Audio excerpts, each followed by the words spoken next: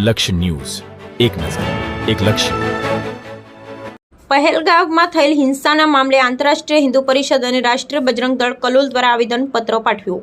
જમ્મુ કાશ્મીરમાં પ્રસિદ્ધ hill station પહેલગામમાં Hindu યાત્રાળુની કરાયેલા હત્યાના વિરોધમાં આંતરરાષ્ટ્રીય હિન્દુ પરિષદ અને રાષ્ટ્રીય બજરંગ દળ કલોલ દ્વારા કલોલ મામલતદાર કોર્ટ ખાતે સિટી મામલતદાર થકી વડાપ્રધાન શ્રી નરેન્દ્ર મોદીજીને આવેદનપત્ર પાઠવ્યું. સ્થાનિક સબ ડિવિઝનલ મેજિસ્ટ્રેટ કલોલ મારફતે પાઠવાયેલા આવેદનપત્રમાં જણાવાયું કે આ ઘટનામાં આતંકવાદીઓએ યાત્રાળુની ધાર્મિક ઓળખ પૂછી અને નિર્દયતાથી હત્યા કરી હતી, જે માત્ર આતંકી હુમલો નહીં પરંતુ ભારતમાં બહુમતી હિન્દુ સમાજની ધાર્મિક સ્વતંત્રતા અને ઓળખ પર સીધો હુમલો છે.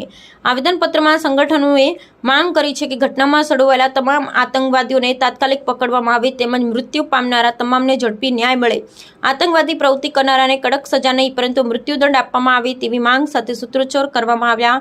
તેમજ સંસ્થાઓ કેન્દ્ર સરકારને આ પ્રવૃત્તિ સામે વધુ કડક પગલાં લેવા અપીલ કરી અને હિન્દુ સમુદાયની સુરક્ષા માટે સ્થિતિ સામે ઝડપી પગલાં લેવાના આવે. બ્યુરો રિપોર્ટ સંજય નાયક. ઘનશ્યામભાઈ પટેલ, ગાંધીનગર જિલ્લા કાર્યાધ્યક્ષ, આંતરરાષ્ટ્રીય હિન્દુ પરિષદ.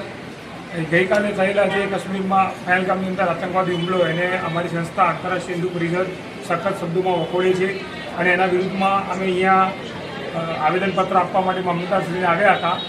અમારી માંગ છે કે તમામ જેટલા પણ ઘાયલ થયા છે અને જેટલા પણ મૃત્યુ પામે છે એ પરિવારોને આર્થિક સહાય મળે. જે પણ આતંકવાદી કૃત્યમાં સામેલ હતા એમને તાત્કાલિક ધરપકડ કરવામાં આવે અને મૃત્યુદંડની સજા આપવામાં આવે.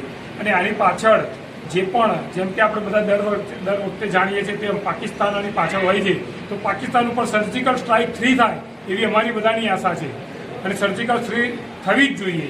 તો જ આવા કૃત્યો થતાં બંધ થશે. આ જઘન્ય અપરાધ છે, જઘન્ય કૃત્ય કરેલું છે અને તમામને અહીંયા ન્યાય, તમામ હિન્દુઓને ન્યાય મળે.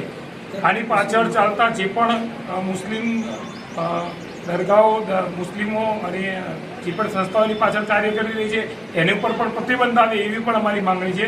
અને અમારા જેટલા પણ હિન્દુ ધર્મસ્થાનો છે, ધર્મ જગ્યાઓ છે એ બધી સુરક્ષિત કરવામાં આવે એવી અમારી સરકાર શ્રી સામે માંગણી છે.